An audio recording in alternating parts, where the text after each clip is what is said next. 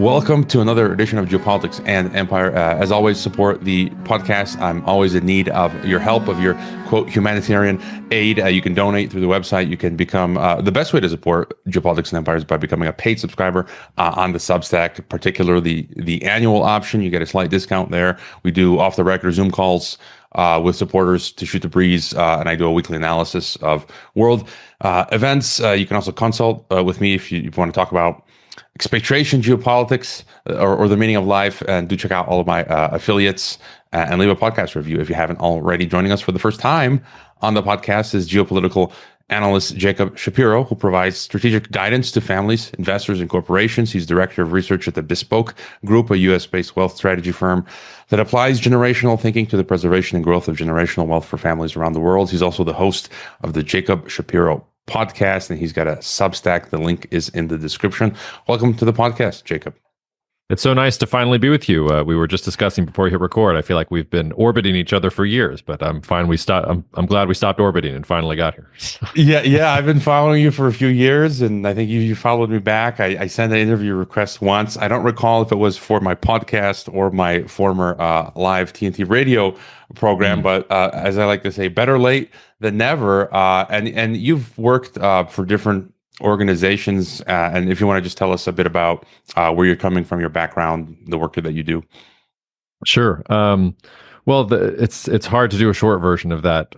But so I started my career at Stratfor, which I think along with Eurasia Group was one of the big two geopolitical or sources of geopolitical analysis in the United States before geopolitics was popular. I worked at Stratfor for several years. I eventually broke off and helped George found Geopolitical Futures. That's a whole story in and of itself that we might need some tequila to get deeper into.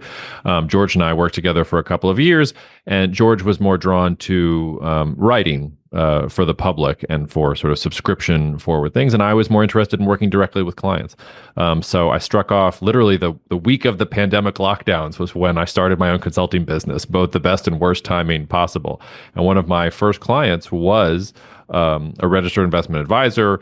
The main partner there was a fellow by the name of Rob Larity, who is often on my podcast. And eventually, he and I did a lot of work together in the investment space, and we ended up joining the Bespoke Group earlier this year. So it's been a long, circuitous path from sort of traditional geopolitical risk analysis to now being in-house director of research at a wealth strategy firm. And, one thing that has marked every single stop along my career is we never quite know what to call ourselves. Like Stratfor didn't know what to call itself. The firm I work for right now, we were just on a call before this one, like, are we a wealth strategy firm? Are we wealth architects? What is it that we actually do? So basically, my job is to find answers to hard questions that there aren't easy answers for, that you can't just ask ChatGPT about. And I have a bunch of different analytical tools in my toolkit to do so, but I find geopolitics is one of the most powerful. I saw George recently on Tucker, and I got a follow for him not too long ago on X, as well as Geopolitical Futures. So I'll see if one day I can get him on Geopolitics and Empire. And I like to start, especially with first-time guests such as yourself, to get your sort of long-term, big picture view. And to start off, maybe to ask you how you see sort of the current juncture where we're at when it comes to these great power rivalries. Who do you see getting stronger? Who's getting weaker? Your thoughts on the shifting dynamics, because you see this sort of East-West now conflict. There's talk, is the West declining? Is the East rising? BRICS. And then we've got these multiple conflict zones around the planet. How do you see all of that? It's a generous question, and I'm going to answer it first in a slightly strange way and then in a more normal way, which is every single place that I've worked and sort of where I was trained by people who Philip Tetlock or Isaiah Berlin would have called hedgehogs. And I'm a self-identified fox. I'm a natural contrarian. So I'm always trying to pick holes in things. I might hold one view one day, and then the next week, if the data changes, I will change my mind. And that has always, I think that's actually one of my strengths as an analyst. It also makes it sometimes hard to communicate a worldview, because the worldview that I communicate today, if something happens tomorrow that changes it, I'm not married to my view. I will throw it out with the bathwater. And I have to confess to you, the worldview I've had since roughly 2018, 2019 was that we are entering a multipolar geopolitical environment. And before then, I was I was firmly in camp unipolar along with George. I was working with George at the time, and I was, Peter Zeihan, the U.S. is just entering its golden age. Like, you ain't seen nothing yet. And I attended a conference in Moscow, and that was where my thinking shifted, because I was listening to all these different presenters from all around the world talk about different geopolitical dynamics. And I was like, that doesn't work. I sort of need to change my mental map and think about what I'm doing. And so since 2018, early 2019, I've been talking about a multipolar geopolitical order. And for me, the most important thing there is, I don't think we're headed towards some kind of second Cold War. I don't think the world is being divvied up between the United States and China. I think we're seeing multiple poles of power emerge around the world. I think that the combination of Trump and Hegseth and Rubio has finally marshaled the Europeans into action, so they're going to be one of the poles. I think what Turkey is doing goes severely undernoticed. I see them crafting a power base for themselves. I think it was Charles de Gaulle. This quote was ascribed to him. I don't think he actually said it, but it's great. He said in the 1960s that Brazil is the country of the future and always will be. Well, I think the future is now for Brazil. I think Brazil is finally maybe going to cash in on some of that potential. But I said that first thing about foxes and hedgehogs because the multipolar view, I feel like, has started to become consensus.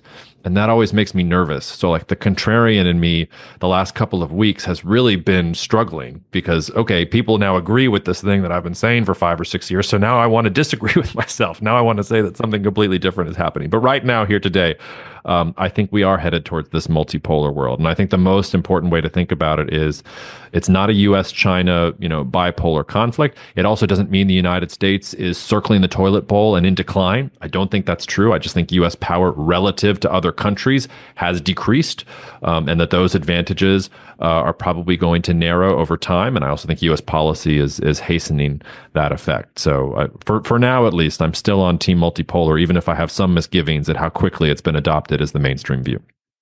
Yeah, that makes sense. And I really like what you said about this hedgehog. And I've applied the same for myself. I reevaluate my own views. And many times I don't have on some of these issues a definitive position because I'm on the fence and I can see things going either way. I've interviewed a lot of the collapseologists, a cultural historian, Morris Berman, on the podcast, who wrote a trilogy on the collapse of American empire. The late Johan Galtung that just passed, I did 2 interviews with him. He predicted the collapse of American empire this year. And so it's like, I can see the potential for it to happen, but then I've talked to people like Michael Beckley and others who say, I had 2 guests recently, a huge Indian YouTuber, Abhijit Chavda, and Yasiru Ranaraja from Sri Lanka. And both of them, it's interesting, you get these different perspectives. They're out in the East and they think America's still at the pinnacle of its power. So it's kind of like, again, I could see things going in different directions. And maybe to ask you about events this week, the Trump visit to the Middle East. You wrote about that on your Substack. I still haven't been able to fully digest it. You had most of the big tech crowd there, the Oracles, Elon Musk, Nvidia, you name it. They're making a whole bunch of deals. Elon got his Starlink approved for Saudi. What do you make of that whole event? Well, yeah, just to say about my Substack is sort of, it's like where I put my thoughts that are not ready for prime time quite yet. So I'm not ready to share them with the firm. I'm not ready for folks at the firm to use them to deploy capital and things like that. It's really me talking out loud. And there were 2 things that I came away with from the recent Trump visit to, the Trump administration visit to the Middle East, the Saudi-US Investment Forum.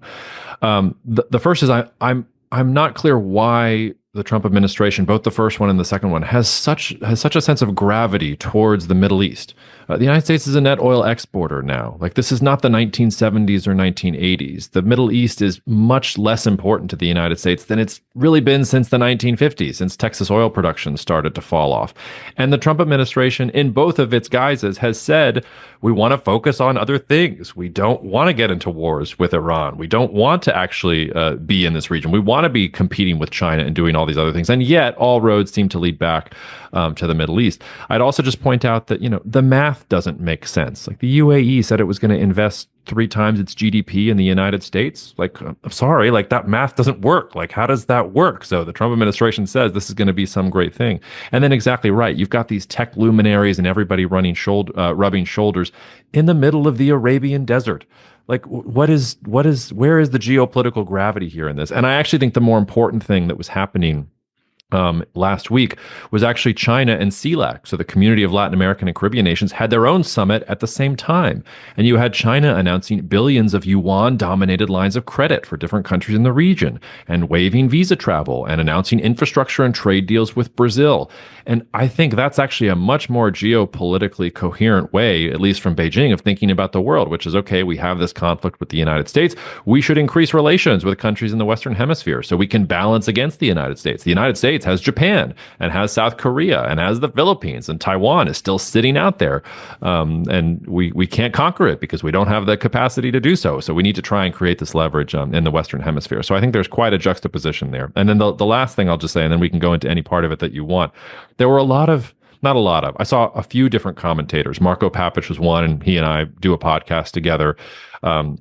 Few others who were talking about President Trump's speech at the Saudi U.S. Investment Forum, and trying to ascribe to him some really noble is the wrong word, but some lofty philosophy about his foreign policy. There was this line about how he doesn't sit in judgment, God sits in judgment, and his job is just to defend U.S. interests. And people were saying, aha, finally, you have this U.S. president who doesn't want to, lecture the world about how they should behave. Trust me, I don't think the United States has any leg to stand on in terms of lecturing the rest of the world. We are rife with hypocrisy in the way that we have dealt with things. But I do think there was something inherently valuable in that the United States was trying to do something better, that it was trying to stand for something. And however imperfect and hypocritical it was, there was at least this notion that, yes, like the United States has some special role to play in the rise of classical liberalism, in the rise of freedom and freedom of speech and different types of human rights all around the world. And the abdication of that for just naked U.S. interests, and in this case, naked U.S. interests defined by what interests the Trump family, which I think is nakedly what it is, I don't know. There was something off about that, and something off about the abdication of judgment. Like, it is the first order job of a political leader to judge. That's literally their most important job. If they're not judging, what are they doing? I just had some dissonance there with that, and I had to put that into writing. In part because, and you know this, like the hardest part of doing this work is staying objective. So I have to get the things that even feel like bias, like out onto paper so I can dismiss them and send them into the trash bin so I can focus on what's actually changing. There's so many ways we can go here, but I guess, I often ask my guests, because you also wrote about on your Substack, you mentioned Yemen, the Houthis, you already mentioned Erdogan and Turkey, and before getting to China, Latin America, and the economy, I just want to get this out of the way, which I often ask my guests, because a lot of the mainstream papers, there's a lot of hype, clickbait, that sort of stuff sells, but World War III is upon it. World War III, China's going to take over all this. And we have the conflict zones in Ukraine, potential for peace talks there hosted by the Vatican, what's going on in Israel, Gaza, Iran, the skirmishes out in the South China Sea, US-Mexico border, we can get to that. But just any thoughts? And I think recently Trump decided to stand down for now. When it comes to the Houthis in Yemen, it seems like they've just been spending too much money fighting the Houthis, and so it seems like Trump has pulled back with his tail between his legs for now. When it comes to Yemen, how do you see this specter of a third world war? And I think you said earlier that you don't really see it, at least in the near term, on the horizon. Yeah, don't leave out India and Pakistan, and don't leave out what's happening in the DRC and in sub-Saharan Africa. That might be the biggest one in retrospect. Look, if you have to ask if it's World War III, I think you have your answer. Like, this is not, like, you're not unsure about this. And there are analysts out there, analysts who have large followings, who are well respected. Pippa Malmgren is the first one that comes to mind, but plenty of people who are out there talking about World War III, but it's the World War III of cyber and of all these other different things. And it's just like, I'm sorry, I think that's nonsense. And I think that's applying a mental model from the 1930s and 1940s to present day reality, which I don't think holds. This goes back to, if I'm consistent with my analysis, I say we're in a multipolar era. The last truly multipolar era where there wasn't one country that could, and it's not about whether they could or could not dominate, but they didn't think they could dominate. We're talking about the 1890s. And that was a time of cultural effervescence. It was a time of technological disruption. You get the shift from coal to oil, the advent of electricity. I think there are some interesting parallels in the switch from oil to renewables and the rise of artificial intelligence. And I think there's also a good analogy there between these rising and falling great powers, none of whom can assert themselves completely to achieve their interests, but all of whom seem to be prepping for doing that in the future. I think Russia and Ukraine is a case in point. How long have we been hearing that this war might extend into NATO, might involve nuclear weapons, might do all these other different It's a Russia-Ukraine war. It hasn't spilled beyond the borders at all. None of the conflicts that you just mentioned, none of them have transcended borders, and nobody wants them to transcend borders. And most countries are not interested or prepared for this type of conflict. So no, I think we're not in World War III. I think we are in this dangerous, call it 10 to 20 year time period where World War III is impossible because most countries don't think they can achieve their end goals or their geopolitical imperatives that way. I can imagine a world 20 years from now where China's navy looks a lot different than it does today, and India's military forces look a lot different than it looks today, and Turkey looks a lot different than it looks today, and Europe looks a lot different than it looks today. And then maybe you start to get the threat of some kind of global systemic conflict based on different countries thinking that they have to assert their interests that way. I think there is time to avert that scenario. Like, I don't think that that is locked in, but I would be the first to tell you that I think we're on that trajectory. So often when I'm presenting to clients or to audiences, I often tell them, look, we're probably going to look back on the 2020s as the good years. Like, these are the good times. These are the times of plenty. These are the times that you should be making changes and investing in technology. Because I think if these trends continue 15, 20 years from now, we may well be talking about World War III, and we may well miss the civility of our discourse and how stable things were in the geopolitical environment in the early 2020s. I have that sense, even with all the volatility that's out there.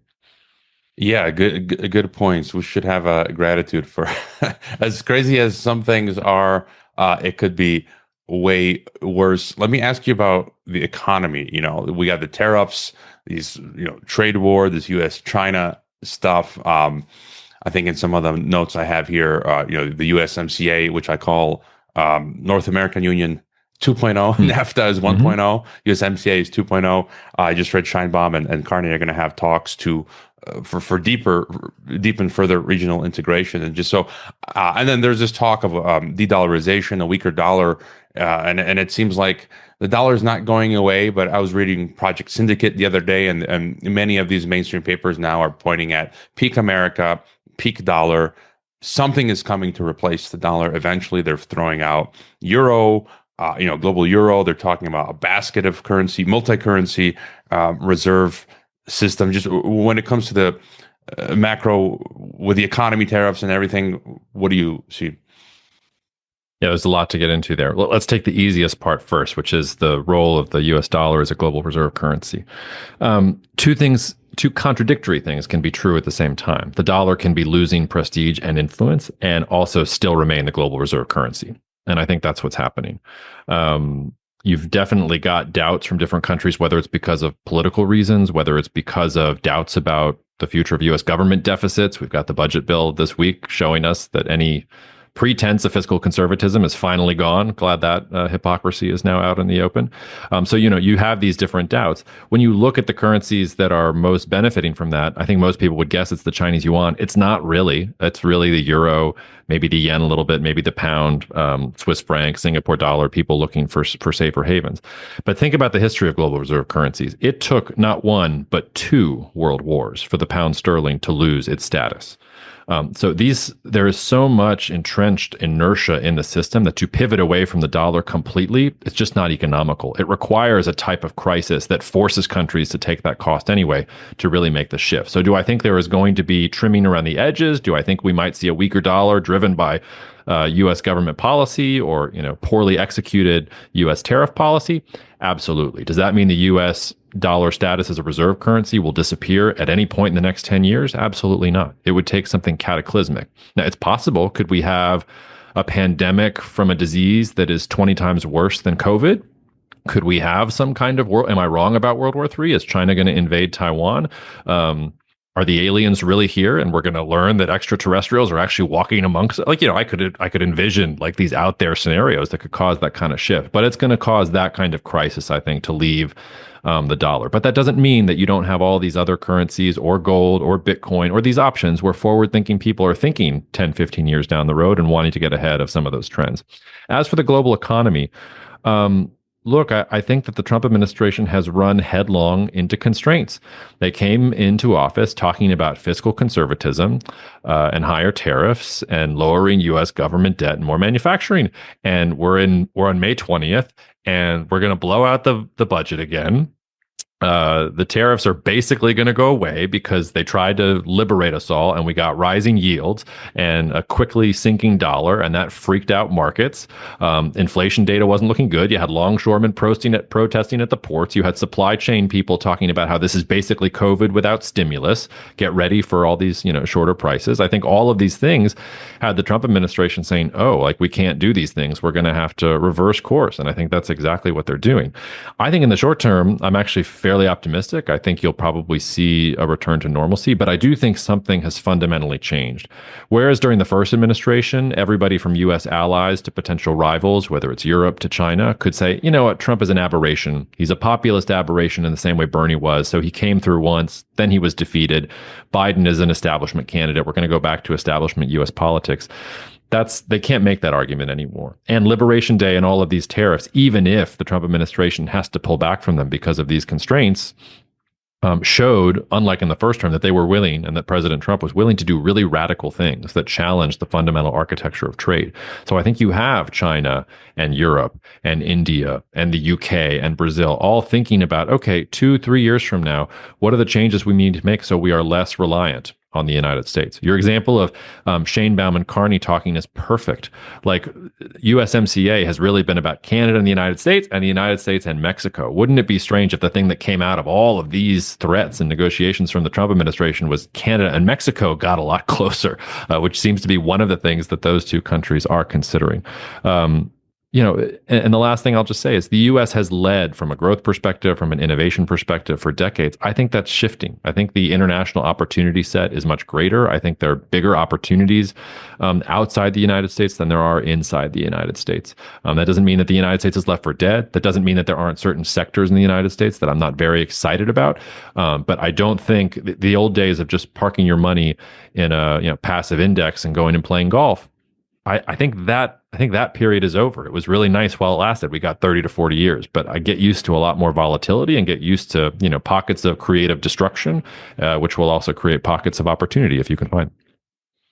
I want to ask you about Mexico as well as in China and in Latin America, but just because we're talking Scheinbaum and Carney, and this used to be conspiracy theory, but I think we all have to recognize that it's no longer, this talk of North American Union. And I believe I actually conducted the last living interview with who was known the father of the North American Union, Dr. Robert Pastor, Council of Foreign Relations. The guy I've met him twice. He'd visited the campus where I used to teach here, and his book talks about North American community. You talk about multipolarity in the beginning. Now on all these mainstream papers, they're openly saying, presidents and world leaders are saying, look, the EU is the model for regional integration, and that just needs to be copy pasted to the rest of the world.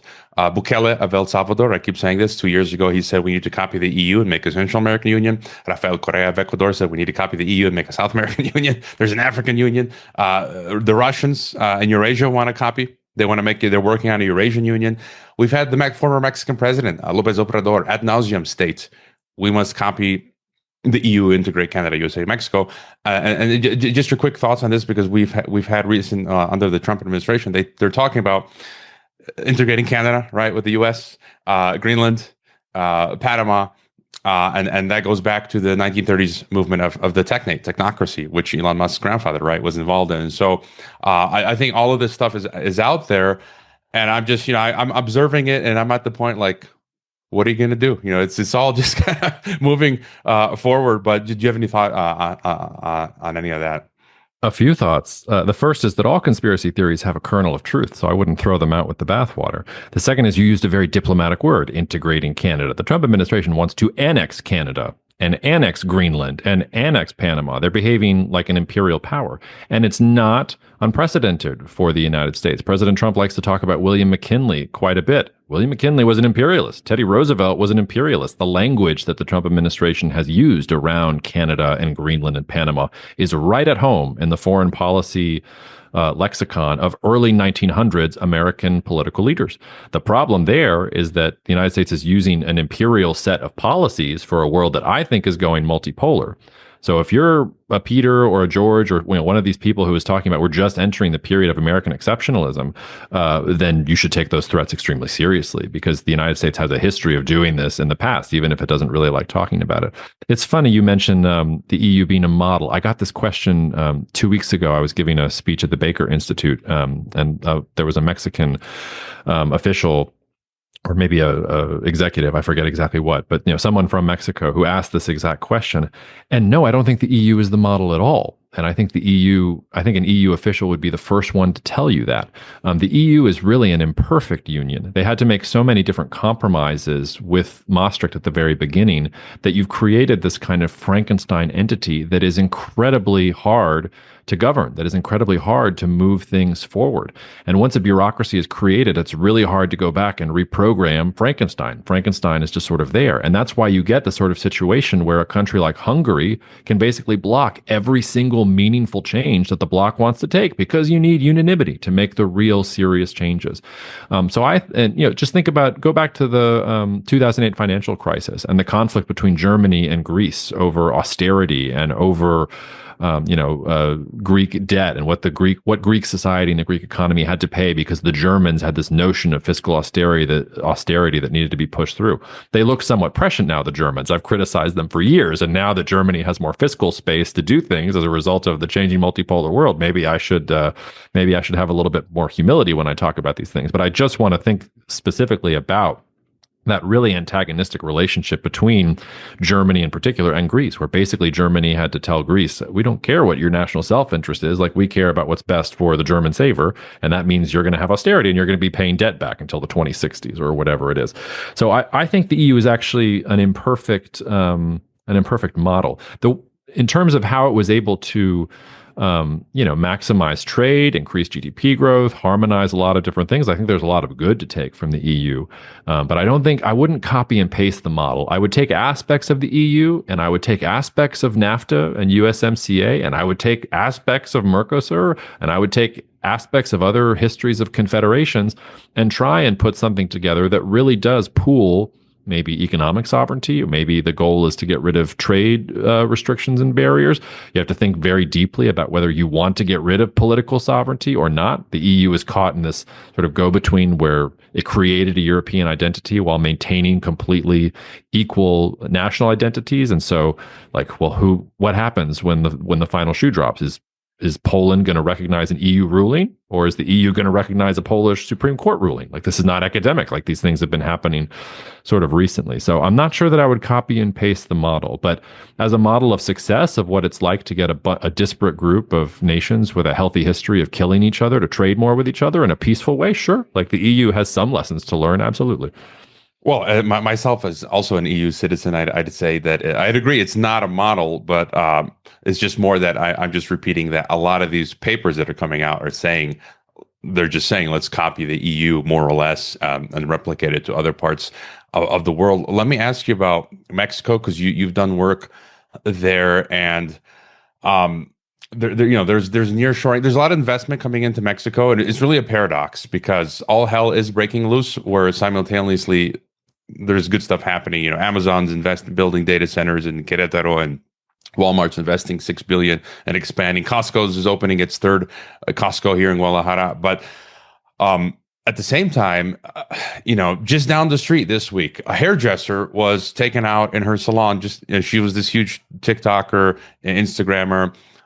Nothing happens, Paula. I just read this morning, 2 top members of Mexico City mayor's team killed in attack.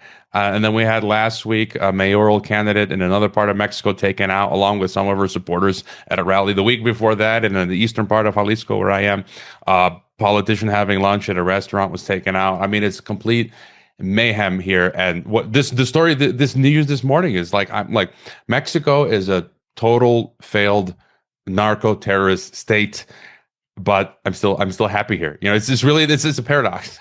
But what do you make of Mexico, and some of the stuff that you've been working on related to? Yeah, let's work backwards. Mexico is not a failed narco state. Venezuela is an example of a failed narco state. Now, does that mean Mexico doesn't have serious problems? Not at all. Mexico has very serious problems, but you know, let's go there. This is a spectrum here, and Mexico is not Nicaragua. It is not Venezuela. It's not even Ecuador. Like it's a little bit better than that. I also think there have been some positive trends, and this is on a relative basis in terms of the cartel violence. Because if you look at the cartel violence, it's not that it's getting better, but it has plateaued. So we're not making new records every year for murders.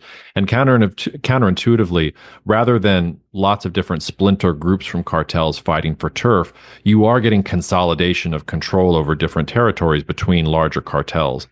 And that generally means more stability and more predictability when it comes to violence. Now, does that mean that the situation in the streets is secure? No. If you're an American company that's thinking about investing, nearshoring in Mexico, your standards for security are not going to line up with standards for security in Mexico. I mean, I'm sitting here in New Orleans today. We recently took over from Chicago as the murder per capita city.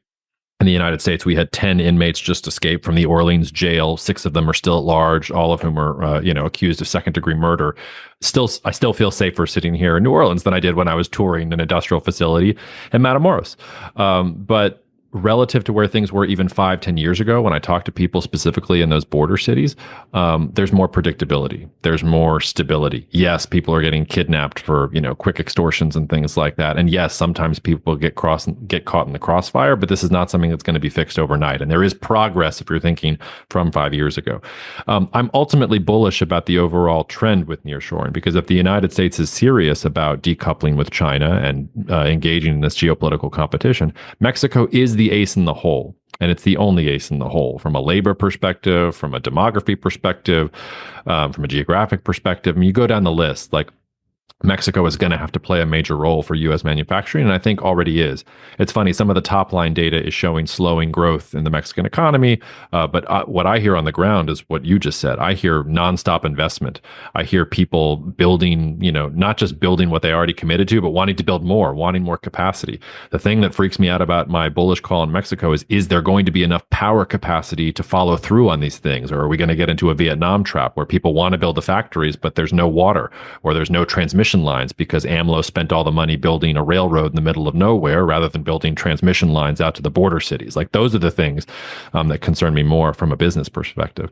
I'd also just say politically, and you might know, or you might feel differently about this because you're a naturalized Mexican yourself. I like Claudia Sheinbaum. I think she's very pragmatic. I went when she was running, I went back and read some of her papers. I relate to her. She reminds me of Angela Merkel. Sort of an underestimated, pragmatic scientist, engineer, operator who finds herself thrust into power. And I think she's much more predictable than her predecessor, even if she lacks some of his charisma. Her approval ratings are incredible. They're like, 82, 83%. I don't think they're made up. Funny thing, and maybe you relate to this, like whenever I talk to Mexican businessmen or, officials, things like that, I never meet the Sheinbaum supporters, but the data tells me that 83% support her. So I guess I'm just hanging out with the wrong Mexicans. I can't quite figure it out. But I'm much less sanguine about Morena and about what Morena is doing to Mexican democracy. And I get it. I mean, Mexican democracy is very young and very juvenile. The PRI gave up its, institutional dictatorship basically in the mid-1990s. And even though Mexico got a lot of economic growth and wealth at the top line levels since NAFTA was signed and since PRI gave up power, you also had a huge increase in cartel violence. You had a huge increase in wealth inequality because free trade, before it makes everyone rich, it usually exacerbates inequality, and it sort of exacerbated inequality. And then people started complaining about free trade. So I think that's one of the things that is probably driving the cartel violence. So I'm not surprised at all that large numbers of Mexicans, and if you look at polls, that it could be upwards as much as half of the population, say, well, democracy didn't do anything for me, so what do I care? I want to put somebody in power who's going to take care of me, not somebody who's going to tip the hat to some ethereal notion of democracy going forward. And I don't think Sheinbaum is going to be the one who's going to turn Mexico back into a single party dictatorship. But what happens when she's gone? What happens when you get a politician who is not as noble minded or as pragmatic as she does? What happens when Morena forces through judicial reform and all of these different other mechanisms that have been put in place to safeguard Mexican democracy? So I think if you're thinking about the future of Mexican democracy, there are some negative signals there. Ironically, and I'll stop rambling here with this, from a nearshoring perspective, that just makes me more confident. If you're a wealthy Mexican, I think you might want to think about getting your money out of the geography in which the Mexican government can tax it or go for it. But if you're a U.S. company, in some ways, better to have a dictatorship or something like a dictatorship to the south, because then they can say, okay, here's a special economic zone in Veracruz, and we will protect it with the Mexican military, and whatever you want can happen here. This is how China succeeded. It's not like all of China globalized. It was the Chinese Communist Party said, okay, there will be special economic zones. There will be the rule of law. Please come, bring your intellectual property and your capital and manufacture here. And we will guarantee your security and your safety and make sure the supply chains and everything are great. So if you're a company, ironically, like that might actually be good. But I'm not sure that that's going to be good for Mexican politics in the long run. And that story is still to be written. The early returns don't look good. So that's as you can tell, an ambivalent, like pro some things, anti some things, unsure about some things. Mexico is complicated. Yeah, I'd agree with that. That's how it is. It's funny you mentioned the one of the difficulties being the power capacity. Just last night, I was trying to record my my stuff for my weekly analysis, and the power went out twice. And it's been intermittent recently. And I was also mentioning yesterday they decreased our water what do you call it, pressure. So it's like we are reaching the capacity. And when it comes to politicians, I just sort of eschew in general any state or politician. And my biggest fear is, just a recent example, Moreno is trying to implement this new telecommunications law. And I just view it all as it's a bipartisan uniparty thing where under the right, Calderon, when I first came to Mexico over a decade ago, they tried to force you to register for your SIM cards. That failed.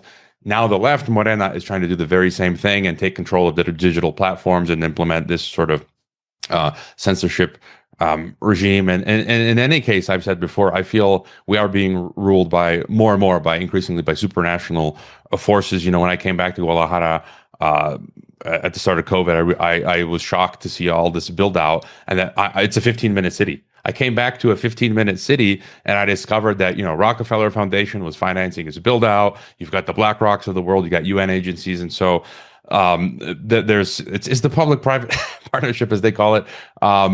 You mentioned China, and Gustavo Petro of Colombia just signed up to Belt and Road in Colombia. The port Manzanillo in the west of Mexico, they're upgrading it, and that's where all the stuff from China comes in. What are your thoughts when it comes to China's sort of expansion with Belt and Road in general, as well as what they're doing in Latin America? I'll start by saying something tongue in cheek. If I was the governor of Louisiana or the mayor of New Orleans or even a higher political official, I'd be calling China and saying, can I sign New Orleans and Louisiana up for the Belt and Road? Please come and build better infrastructure here, and then I'll be happy to default on all of the debt that we're not going to pay you back for. I would love to have some better infrastructure. It's a smart play if you're in a Colombia or a Mexico to get the Chinese to build these things and not pay them back. You mentioned Sri Lanka. Like Sri Lanka, very skilled at doing this exact thing. But jokes aside, look, the Petro thing is fallout from that early Trump-Petro confrontation about those, evacuations of illegal migrants from the United States to Colombia. And I don't want to get into the migration political part of the question, why the United States felt it needed to make an example out of Colombia, arguably its closest security partner in South America and has been for 40 years, and embarrass them in that sort of way.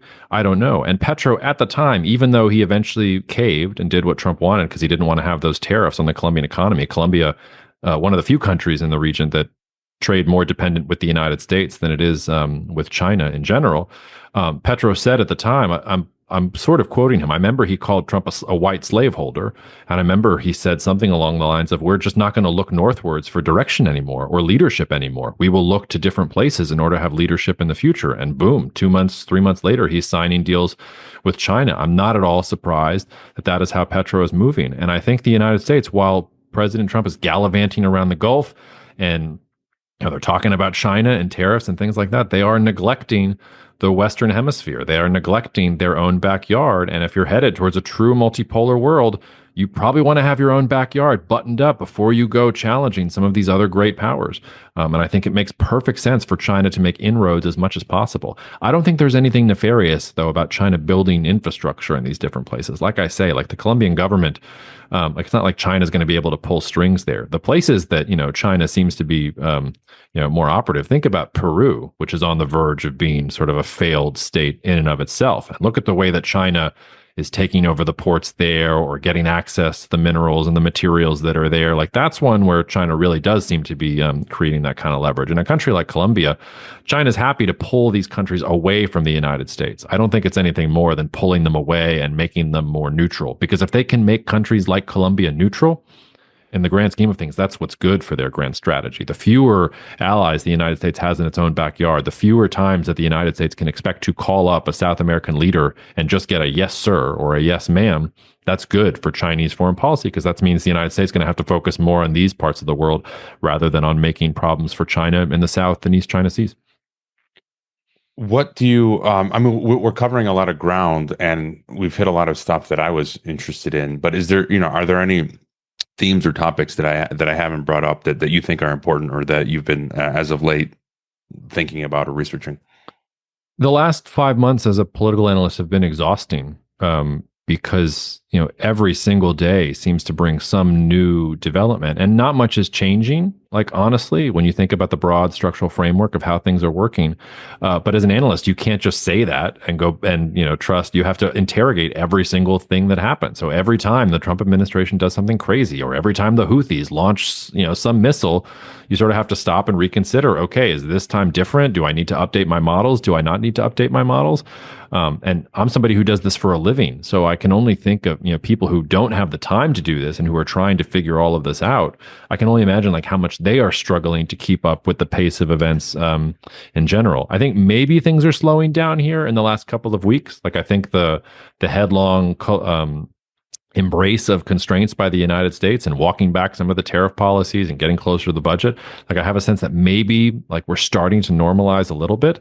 But yeah, there just is this sense of volatility and this sense of, the moment you think you have your arms wrapped around something, something is changing in general. So that's a way of saying, no, there isn't anything that you haven't identified yet that is top of my mind, in part because what's top of my mind is whatever nonsense is happening this week that I'm trying to have to filter through. I normally have much longer and deeper time to sit and think out what's happening next quarter, what's happening 2 years from now. That time has been really, really hard to protect with the force of just everything that is coming at us on a constant basis. It's funny you mentioned that because just before joining on the call, I was looking through the telegrams and came across a meme where there's a guy sitting on the couch. He's got a t-shirt that says nothing ever happens. And he's got a hat, NEH, nothing ever happens. And on the wall, there's these papers. It's got city killer asteroid. Didn't happen, X'd out. 120% of tariffs on China. Nothing happened. India, Pakistan, nuclear war. Nothing happened. Taiwan invasion. Nothing happened. Market crash. Nothing's happening. I guess we're pretty resilient. So far, let me ask you about one thing that I do fear, because we were talking about Elon Musk and the Trump administration, and at his inauguration, you had Bezos and Zuckerberg, and there's Nvidia, AI, and all this tech that's advancing. Doge, other countries are copying Doge now. I just read Putin created a Russian Doge. I was reading this week. There's talks of Amazon taking over the U.S. Postal Service. So. I fear sort of this a techno-fascism, and for me, it's not about left or right. It's about I've been deplatformed from PayPal by the Department of Homeland Security. I've been taken out of Patreon, and so it's political persecution type stuff, and it can come from left or right. And this stuff that happens in China, happens in Russia, happens in the EU, happens in Canada, happens in Brazil, and I just fear sort of. I like technology. I got a Starlink right behind me, all that. But I just sort of fear we could end up in some sort of dystopia or closer to dystopia than utopia. Do you have any thought? And then, we got digital currencies. There's talk of CBDCs and stable coins. Do you ever fear sort of like a techno-feudal future? I mean, we could spend an entire hour talking about that. I probably should, is the answer to your question. It's one of those things that I find hard to consider because it would be so catastrophic. Like, what would that actually mean? But yeah, I don't think your fears are completely unfounded. And especially, I mean, if you've been deplatformed, do you know why you were like, did they explain things to you, or you just woke up one day and suddenly like you No, weren't? I mean, Like, you were up? it's under. I mean, Patreon was for having a different perspective on COVID. But again, it's a long story. But I interviewed a guy. Interview went viral. Associated Press wrote a hit piece on him mentioning me, and it was co-written with the Atlantic Council, NATO's think tank. So, but that was when they rolled out the Disinformation Governance Board, the DHS, April 2022. They took me out and a few other people, and PayPal doesn't give you the reason, but you understand that. And Nina Yankowicz, who was head of the Disinformation Governance Board, who I'd never interacted with on X, I just happened to go to her account with my Geopolitics and Empire X account, and I was preemptively blocked. That tells you something. If the same week where DHS rolls it out, I get banned from PayPal, and I go to her account and I'm already blocked. I'd never even visited her account before. Why am I already preemptively blocked? So, anyways, and Mike Benz, I'm not sure if you're familiar with Mike Benz, his Freedom Foundation. He wrote reports on how the DHS and CISA, how that all works. But I think it was the war narrative as well, the Ukraine war narrative. If you're too critical, they don't like that. So Yeah, it's yeah, well, there's a couple different things to say. I don't think this is a recent phenomenon. And I think that AI and some of these different things have accelerated it. But if you're thinking about the United States, I think I would argue that this really begins with 9/11 and the Patriot Act and the abdication of control over things like data and sacrificing, privacy rights and things like that on the altar of national security, which is normally how this sort of technofascism, as you call it, kind of emerges. And I think this has been true in general. And, he's no longer with us. He died when he was at the peak of his powers. But Tony Judt in 2000, I believe it was 6, one of his last lectures before he was diagnosed with ALS and sort of was unable to keep going.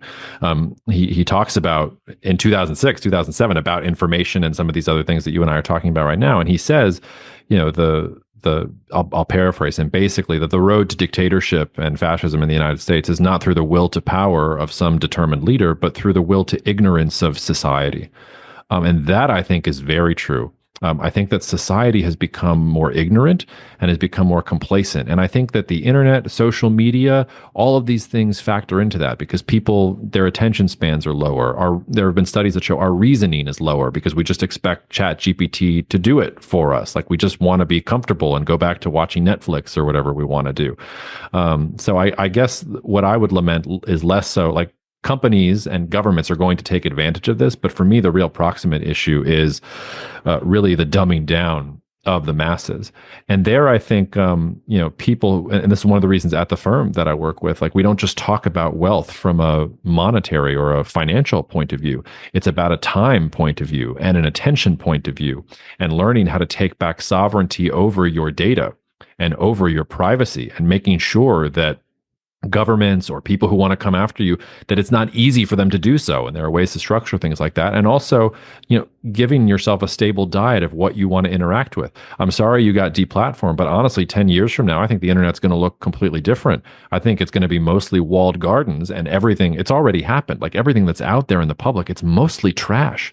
And people are paying for access to information that they trust from people that they trust in general. And we have lost these standard indicators of what is real and what is true and what is civil discourse. Because if it doesn't agree with exactly what I think it's going to do, then, I have to be militantly against it. And I know this is a little rambly, but I appreciate the openness of your question. One thing I worry about in particular with the United States, when you think about this loss of informational integrity, like look at what is happening with measles in the United States right now.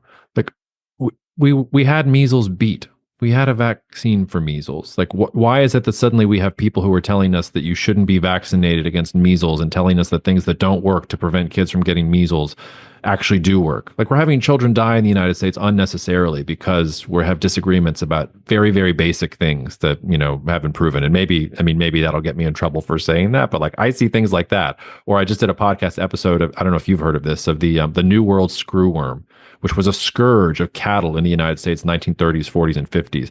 We don't even have to touch the vaccine issue because there's no vaccines involved here. They just engineered a bunch of male versions of this pest to be released out into the atmosphere because, they mate once and then they die. So they had this natural pesticide and they got rid of this scourge of the U.S. cattle industry for decades. One of the reasons that Texas is the mythical home of the cowboy is because Texas is the last place that the screwworm was. So you had these cowboys who were riding around trying to save the cows from this pest and like treating them and things like that. We haven't had screwworm in the United States for multiple generations, and now it's back because during COVID, we let some of the things lapse, and now they've come up across the border, and now you've got the United States shutting down the border to Mexican cattle because we forgot how to do this thing, and because we decided that geopolitics and nationalism and all these other things were more important than preventing this worm from technically a fly, from preventing this pest from going after cattle. So that's a long-winded way of saying, like, yes, I'm scared of technofascism. Who wouldn't be? But I'm more scared of the glorification of ignorance throughout society, and also the way that our interaction with social media, technology, some of these other things seems to be increasing that ignorance, especially in younger generations. Yeah, you touch on something that often comes up on the podcast that increasingly, what's the word? Just people not caring as much about things that are truly important.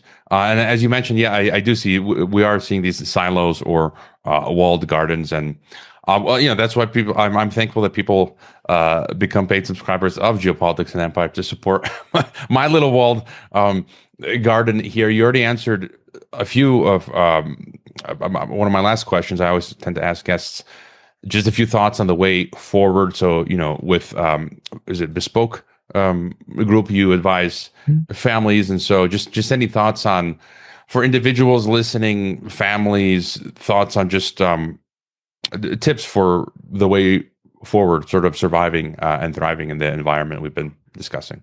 Yeah, I'll say this is one of the things I think that makes me different than most geopolitical analysts that are out there. Because again, I'm director of research at a firm that is basically protecting and growing the legacies for very wealthy families. So when I make a call out here, like if I make a call, when I say I'm bullish Mexico, you can bet that we have portfolios that are allocated to be bullish Mexico. If I'm wrong about this, I don't just go sell my next book. I have to go face a client who I just lost money for. And my own personal money is where my mouth is too. And I'm also a recent parent and thinking about all these things from a very different point of view when you have young children and trying to think about, what your legacy is and how to protect, future generations and things like that. So I guess there's a couple different things I would say. The first is there were some scientists who put they published a great article in Nature a couple of years ago, and they were trying to figure out why we seem to like negative news so much.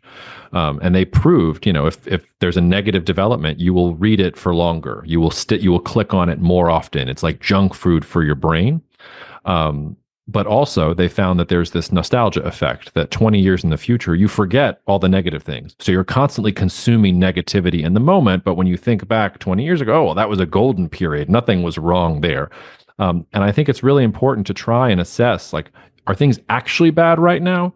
Or is my media environment telling me that they're bad? Are these media companies incentivized to tell me that the world is going crazy? But actually, things aren't that bad, or at least in my life or the things that I'm trying to pursue, there are positive things happening. And generally, I'm more positive than I am negative. So that's taking control over your information diet. It's about discipline and practice with what you consume. In the same way that you should watch what you eat, you should watch what you read and what you listen to and what you talk about. The views that you think that you're most confident about are probably the ones you should interrogate the most. Like, that's a constant battle I do with myself.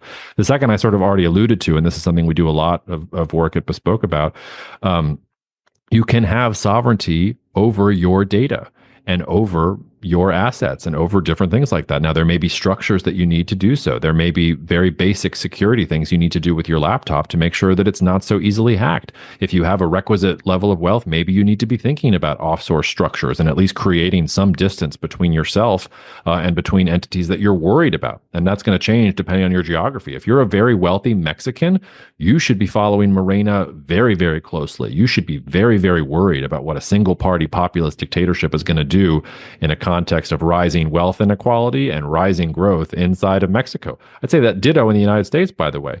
The United States is in a populist political moment.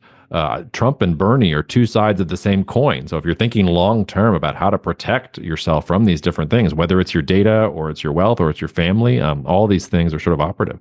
I can also tell you, I mean, my grandparents on my dad's side were Holocaust survivors.